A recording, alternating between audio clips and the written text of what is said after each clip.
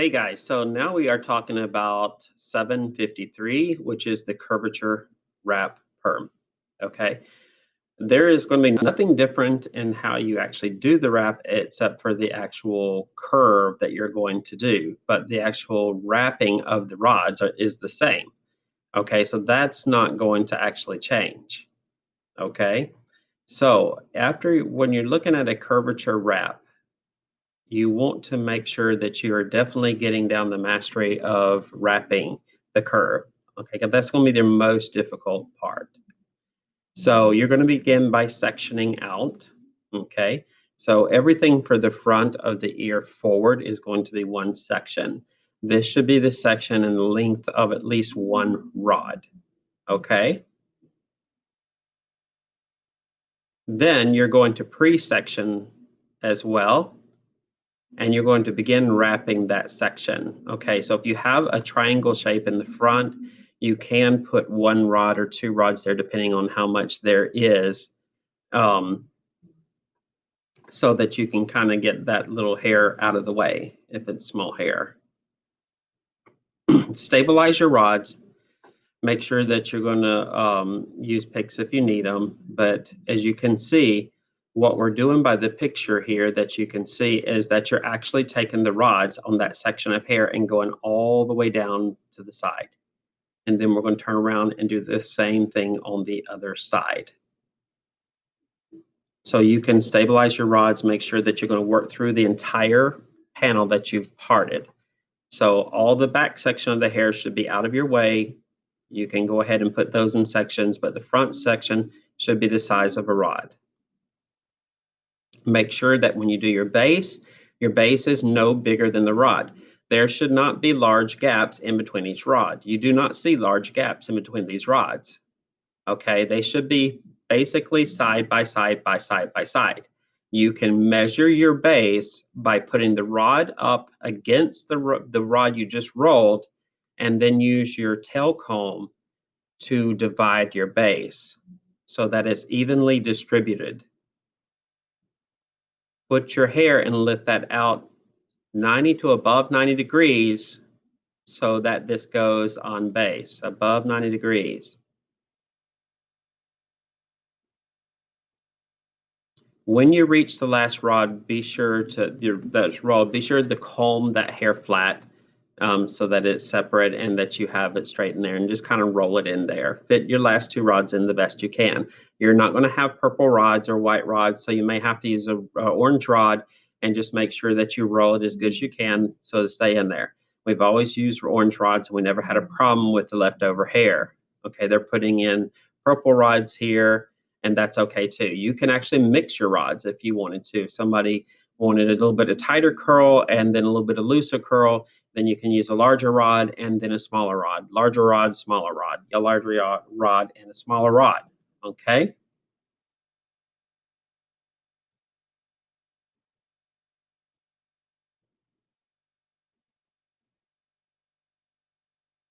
And this is a good picture here. With mine, I would make sure that you have all those rods perfectly rolled down.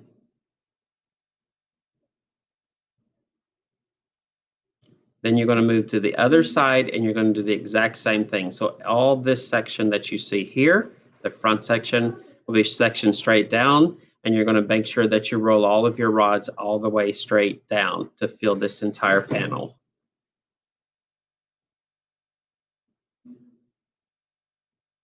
Continue rolling down.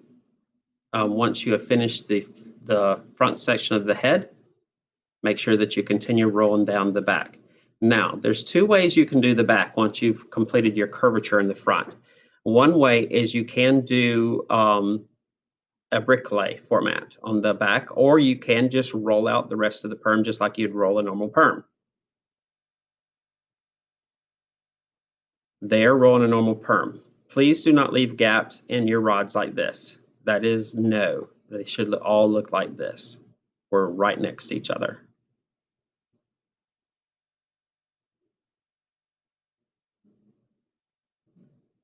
They are using picks in here to keep everything straight. You do not have to do that.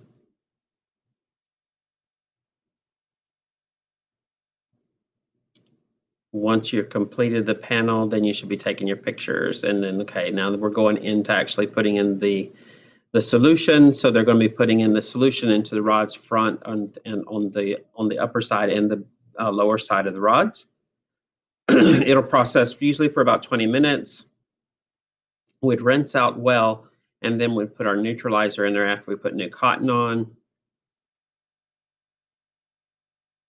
And then rinse that, let that process for 5 minutes, and then again rinse that out well. And this will be your finished look.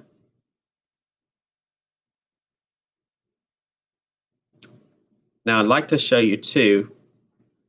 This was a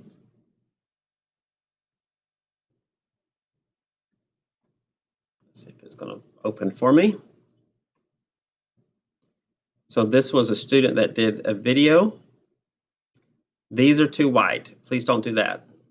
But you can see a nice curvature and then down. And let's see if we can play that one more time for you.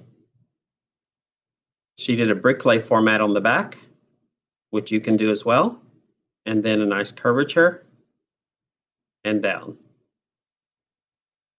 And let's do that one more time. Down, sectioned.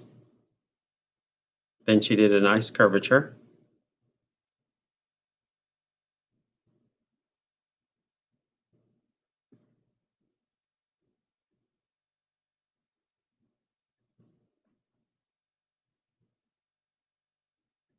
Okay, so here she has a bricklay format. These are a little wide, but they still look good, and the bricklay looks really good. If you did a regular basic wrap format, you would have the mohawk, you would finish your mohawk section all the way down, and then do each side. Okay, she chose a bricklay, and you can choose a bricklay as well, or you can do a regular basic wrap. And then here is the curvature. So again, she started here, went all the way down, over here, did the same thing all the way down, just like you saw in the PowerPoint.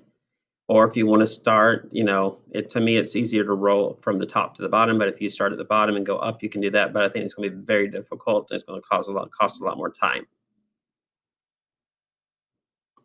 So you can see that beautiful curvature here. And then you can do a bricklay in the back, or you can do a regular basic wrap in the back. That will be totally up to you. Now, when you're doing this, make sure your first one has to be a video. Okay, you have to submit a video to me when you're doing your curvature wrap. I should see the hair down. Then I should see you explaining exactly what you're doing, like you're teaching me how to do this. I should see your completed product, front and back, with a very, very slow rotation and you identifying your mannequin. So you should identify, if you are using Tina, then you should identify your mannequin. If you're using Simone, identify your mannequin. If you're using the Sam, identify the mannequin. And show me a slow rotation of the entire piece. Please do not do it in a fast thing like this was shown. I was just showing you a picture of the actual curvature. Once you're finished, then you can go ahead and make sure you're showing me your takedown. So make sure part of your video is the takedown, where you take on a third, and a third of the mannequin, just like you did with your cornrows. You took down a third, you showed me. Okay? So make sure that the first submission has to be video. After that, I'll let you know if I give you permission to do any pictures after that. If you do picture submission means I need to have a front view, a right side view, a left side view, and a back view. Then you would show me pictures, 4 pictures of you taking down the right side curvature, the left side curvature, half of the back, and then the other half of the back. So, and it has to be on that same mannequin. Make sure that you're using, if you have 4 mannequins, you need to use a different mannequin on every submission and identify the submission. So if you have 2 of the Sams or 2 of the Tinas or 2 of the Simones, you need to make sure they're labeled Tina number 1, Tina number 2, Sam number 1, Sam number 2, so forth. So that I can see it and identify that and show me that on your video. Okay? So guys, if you have any questions about the curvature perm, let me know, and then I will be happy to help you out. Again, this was going to be 753 curvature perm.